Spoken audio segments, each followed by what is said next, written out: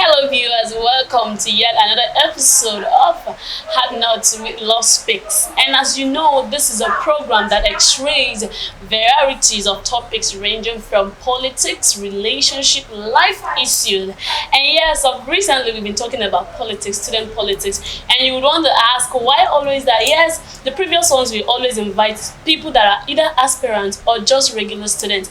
But today we have someone who is already or was into the system, being the SUG president and also into the secular politics. This is someone that was the SUG president, where his politics life started from Federal Polytechnic, Oko. He's a giant comrade. He is a political activist. Okay, let me not speak much about him. Maybe I'll just allow him to introduce himself. Hello, it's so nice to have you, sir. It's an honor to have you here with us, at least to have you talk to the students. It's an honor. Please say hello to the audience. Hello to the audience. My name is Charles, popularly known as Sir Charles. Back then in school, I am specifically an engineer, but I'm into fashion designing now. Just like she introduced me, I am into full-time secular politics. No more a student politician. But for now, we will discuss about student politics. Okay, you heard him say student politician. That means that he's been into the system. So the previous ones we had aspirants and regular students. So this is us digging deeper into the issues that affect the student union. Okay, so my first question is this. As being into the system as an SUG president, what would you say are the responsibilities of the SUG union to the students? What are their general responsibilities? Okay, let me say, I like your question. We start by the definition of the word SUG. SUG stands for Student Union Government. It means a body that is obligated to run the affairs of the students politically and otherwise. Why I use the word otherwise? There are some other specific functions that the student union government can sort for the students that are not specifically political. Okay. So the office of student union government is just instituted mainly to run the affairs of the students, mediating between the management and the students on policies. Okay, thank you very much. Okay, being that this SUG body is for the students, most times I think they get to work against the students. Are there available measures for this student to react or refute the things that the SUG body does to them? I think when I was in school, the Constitution made provision for such. There is always a system, or let me say, ability of the students to make a bigger decision. And that is why we have what we call Congress in the Constitution. Okay. When student elects a specific leader and is not running to the direction of the students, is not giving the student what he wants, the Constitution made it available that the student union government president is obligated to call for Congress at least once a semester. Okay. So if the students feel that their president or the current government is not doing what is specific, it's either they demand for the Congress through the SHP or they ask through a writing to the Student House of Parliament, forcing the president to call for Congress. And in the Congress, the students should boldly speak and say what is in their mind. Congress most times is like referendum in the outside politics. Thank you. Okay, we are made to understand that there's what they call Director of Student Affairs in the institution. So what really is the role of this Director of Student Affairs? Well, just like you said, the Director of Student Affairs is a staff appointed by the management to mediate mainly or to oversight some functions of the student union government. So within my understanding, the Director of Student Affairs is a bridge between the management and the students. But in a situation whereby the president is active very well, you should be able to have a good relationship with the Director of Student Affairs and the head of the institution, who is mainly the rector or the VC. So the Director of Student Affairs is a staff of the management who assists, because most times the students are not approved in the, let me say, in the management meeting. Okay. The Director of Student Affairs raises some specific points that brings to the affairs of the students to the management table. Okay, thank you very much for this. There is this, I don't know, within the school sector, or let's say outside the school sector, is there any structure or organization that helps that helps the students' union, maybe to fight where it passes the SUG president and his subordinates? Is there anybody outside the school, an organization that helps them fight what is theirs? Yes, the student structure is run in a way that from the SUG we have JCC, Joint Campus Committee, which is run under the state, and from the Joint Campus Committee we have the zone of the National Association of Nigerian Students. It's a zonal level.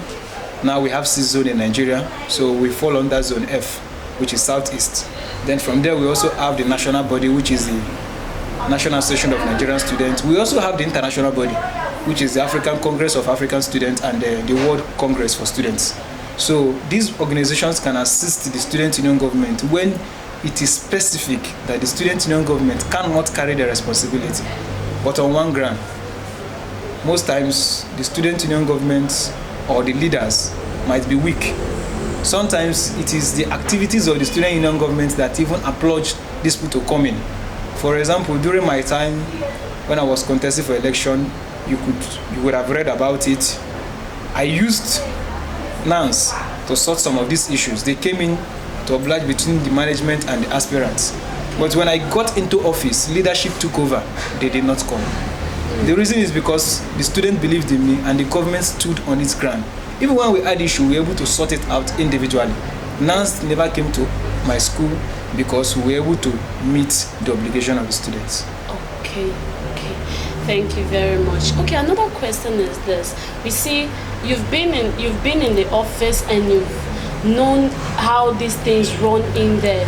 And as a former SUG president, what was your toughest experience being the SUG president then?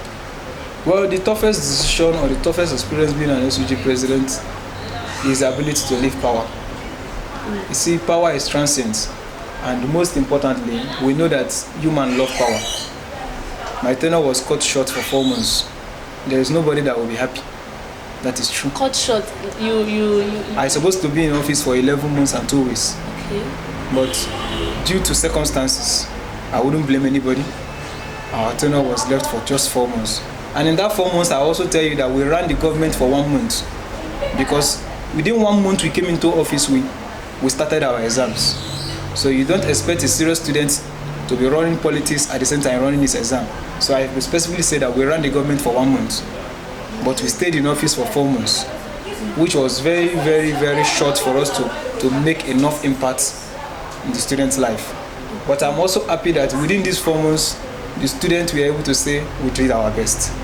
Okay. But the most difficult challenge for me is to take a decision to accept an election even before my executive council knowing about it, because I never wanted to seize power. I don't want to seize power. I always believe that power is moving. If we hold back power, those students that freely gave us that mandate will be angry with the mandate we have seized back. So there is always time for us to allow democracy to skate through. So we cut short our tenure so that it can reach others. So that is the most difficult decision. Okay. There are several other issues, but then I would like to know your view on this. How would you describe the influence of the management on the decisions made by, or how much decisions or actions the SUG president can take as regards to the benefits of the students? I think the management don't really force decisions on students. Okay. Management play their politics and the SUG play their politics. This thing is natural. When I was in office, management had zero influence on us because one, they knew that we understand the system very well. What management does is to negotiate. Management most times play the ball to you. Now your response shows them the ability, your understanding of what you are doing there. I will be grateful to my rector, Dr. Engineer Mrs. Unomama Fulugo. She was like a mother, at the same time an understanding person. I'll give you an example. When she raised the policy of 3-3 per seat, students were agitating against it. But I'm a leader. A leader sees before others. Yeah. So I sat down with the rector and I asked her what is the impact of this policy on the students. And she explained in details the reasons why she wants to improve the academic standard of the students.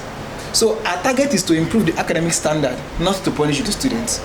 I will be a wicked leader if I fall into the trap of trying to please the students who I know the management is trying to prosper. Because the management trying to improve the academic standard is doing us well. They are not doing us bad. Yes. So if that is our first stage of the policy, of increasing the standard of reading by making the exam standard, forcing the student back to the classroom, reading their books, I will be the worst president that will oppose that, and I will be the last. So I took the bold step. I called the entire student structure. I explained everything in details. In as much as there are so many contrary opinions, what makes you a leader is to see tomorrow before others.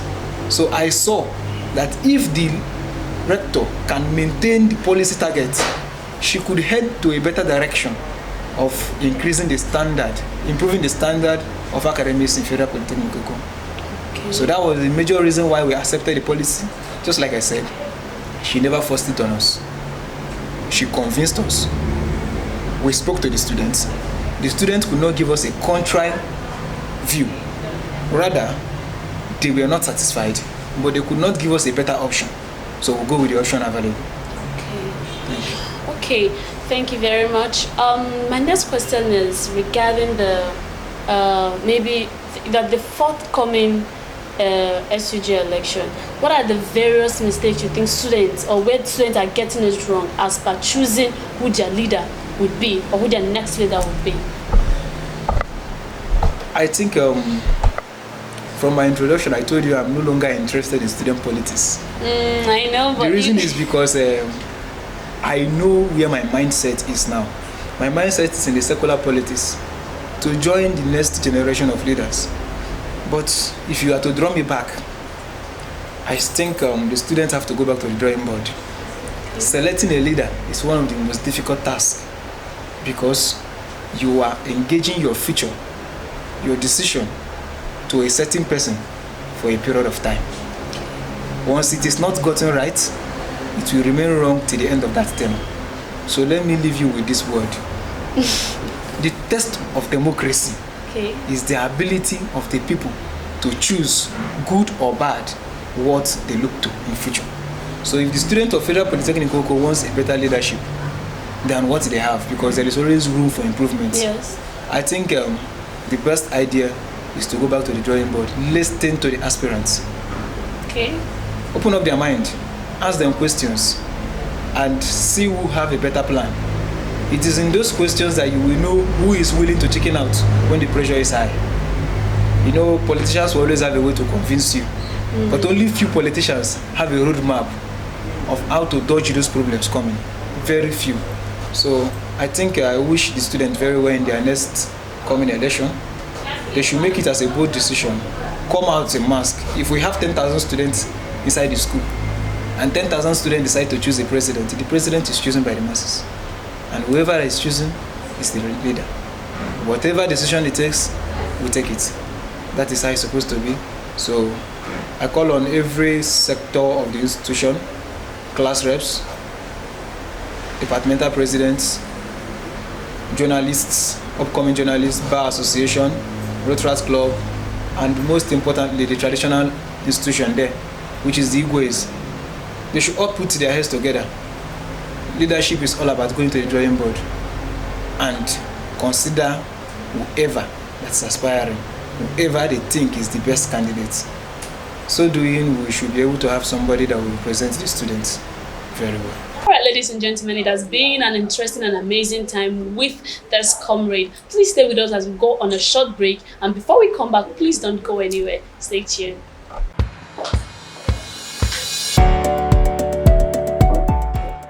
Hello, I am Love Speaks, and I'll be your host for the show Hard Knocks, Exclusive Time with Love Speaks. On this program, we shall be exploring and providing answers to relationships, career, politics, and real-life matters.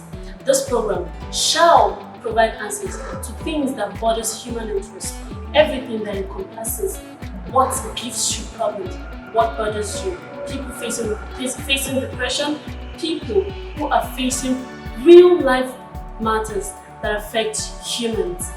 This show would also exhibit talent, would have guests, would invite people that would help you to learn. It is another venue as well where you can send in your stories and we actually together. We listen to you, we help you find solutions, and we help you find your feet in the society.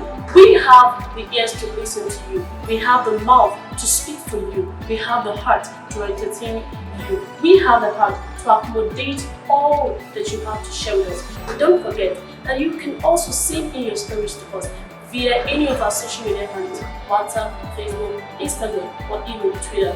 You can also help us by liking, sharing, and subscribing to this channel. This program will be airing weekly, exclusively on this channel. Once again, I am your host, Love Speaks. Stay tuned. Do not miss it.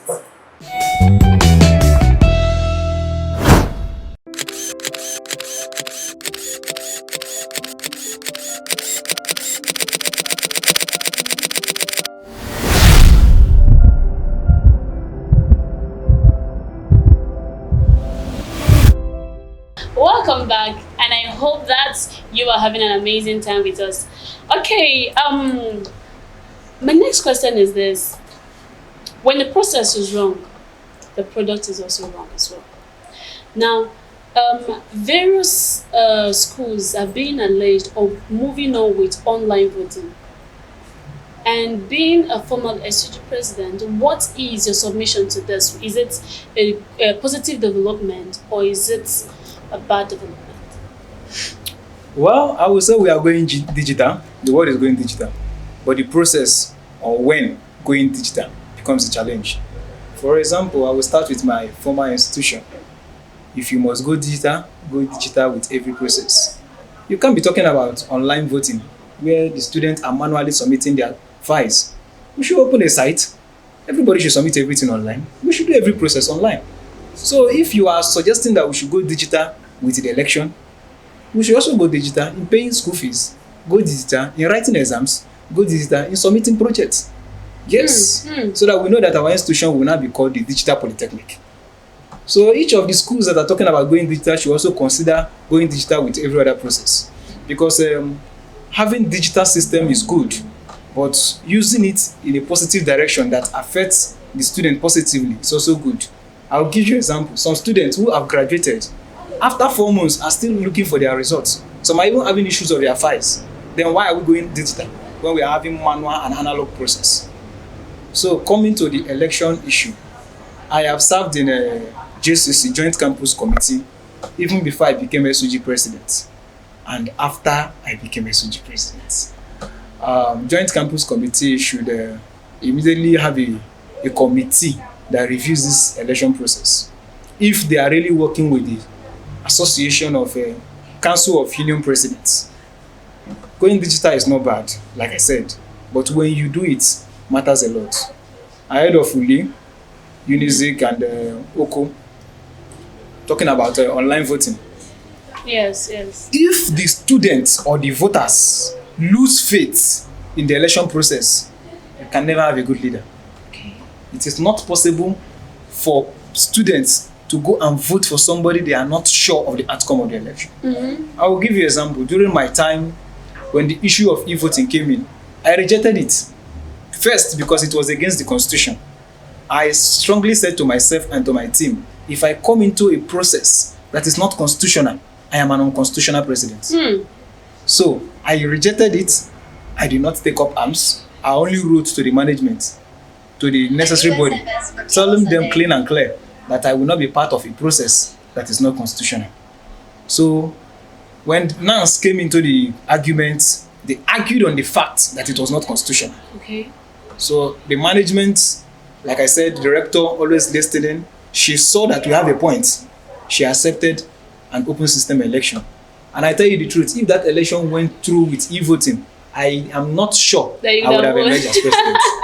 Because everybody knows the scenario that brought in my government. Okay. I am not sure that I will emerge president, but power comes from God. We always have a way of turning things around.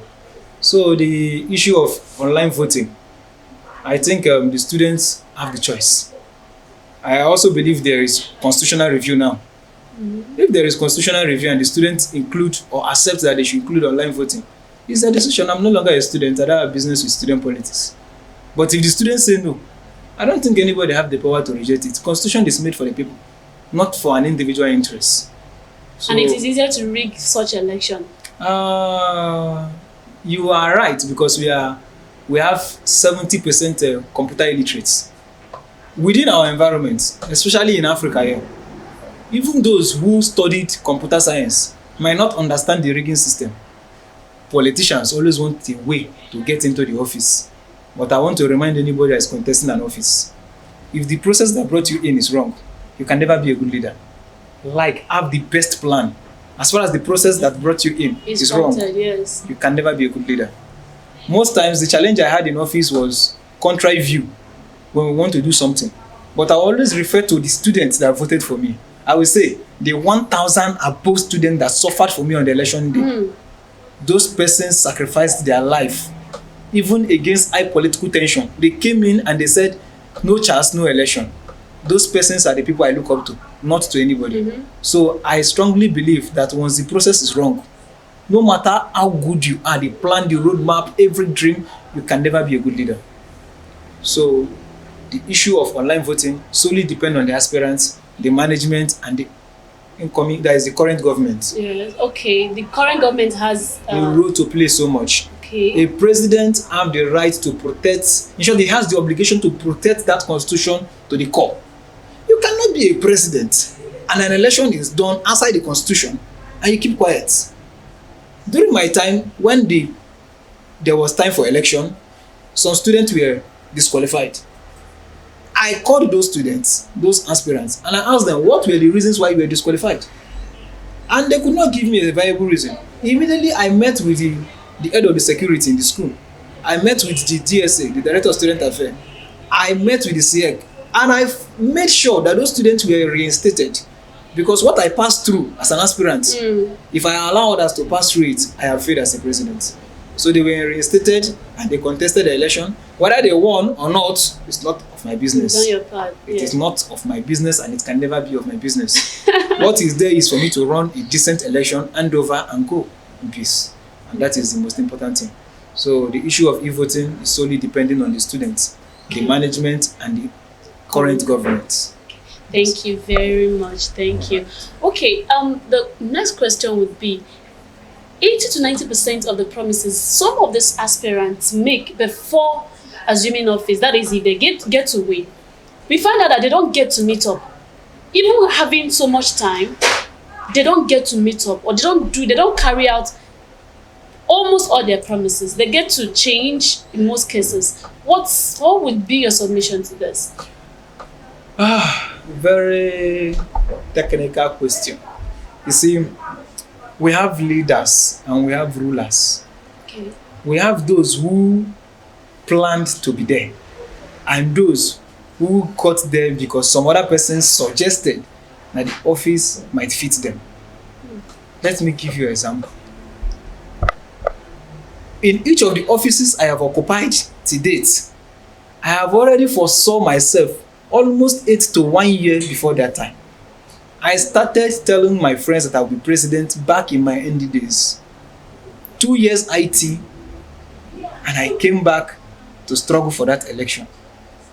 It was quite unfortunate that we had only 4 months to run. If somebody is given 11 months to be president, and out of 11 months you are not able to fulfill 40 to 70% of your campaign promises, within yourself, your conscience will judge you. So that was why when I was leaving, I said to the students, I am a fulfilled president.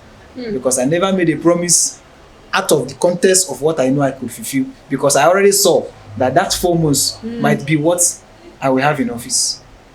The most important thing is, I told the students I will get SUG working again.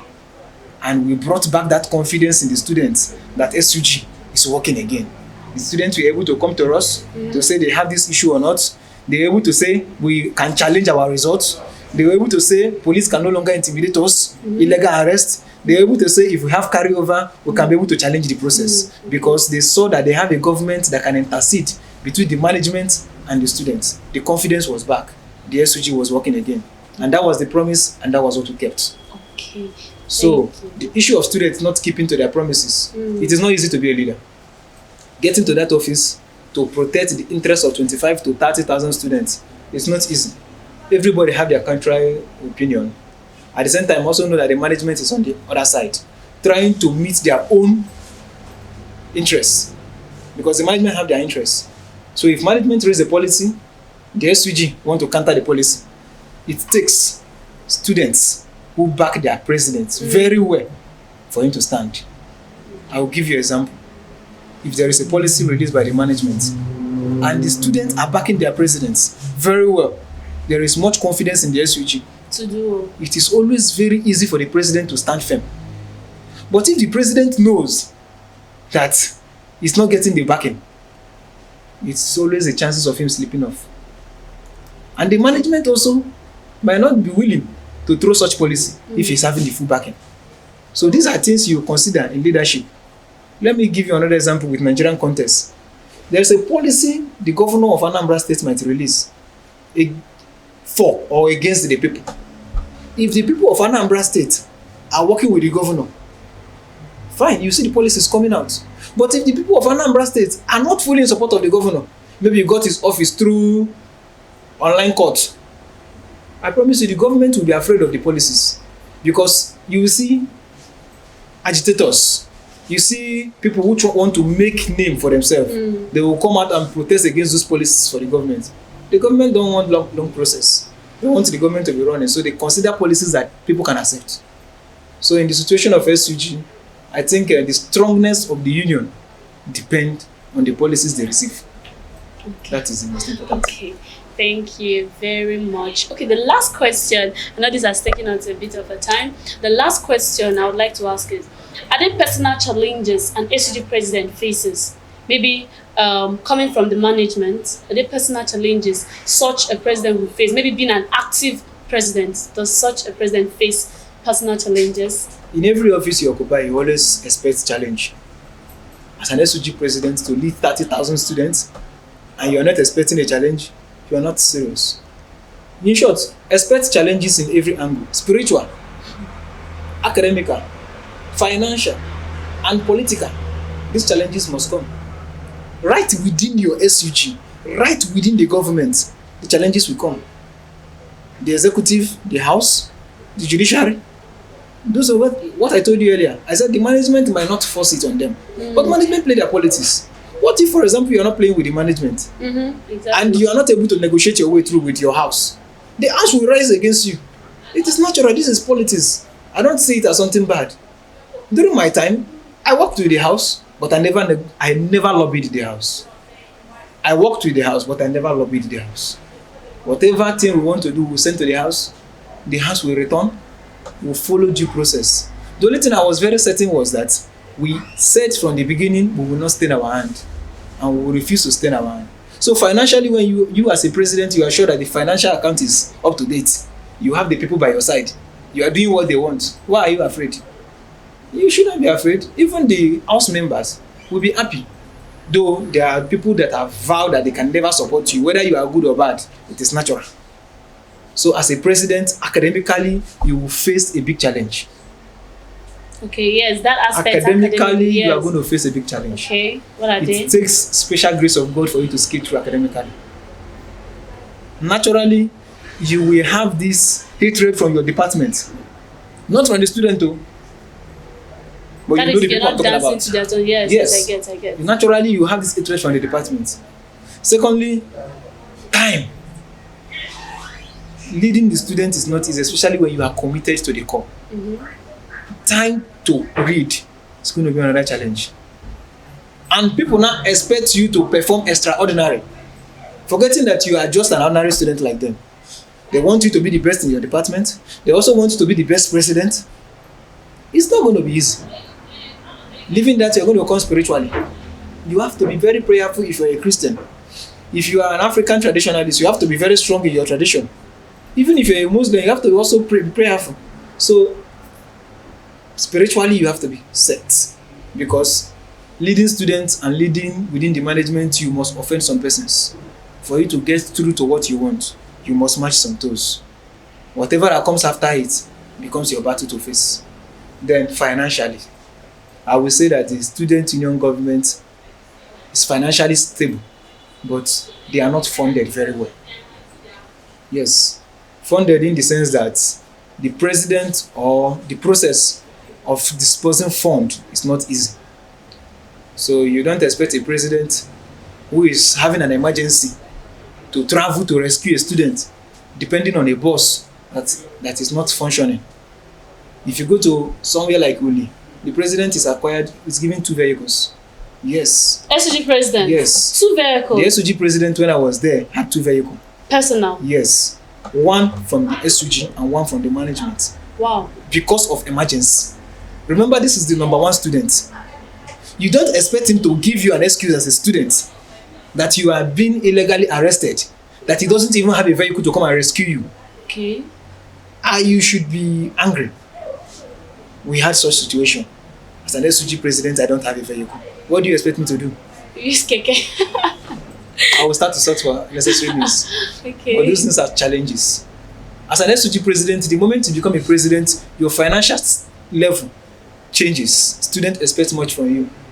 There are situations whereby you even pay for textbook for some students. There are situations whereby you even have to financially sort them out. I am not encouraging it, but this is your personal finances. You see that the challenges are much. So if the student union government is run like a country, fully to manage their finance and give account at the end of the year, I believe the SUG will be funded very well. Because we are having enough money. 30,000 students multiplied by 1,000 is 30 million. And you can't tell me that a government cannot run with 30 million for 11 months.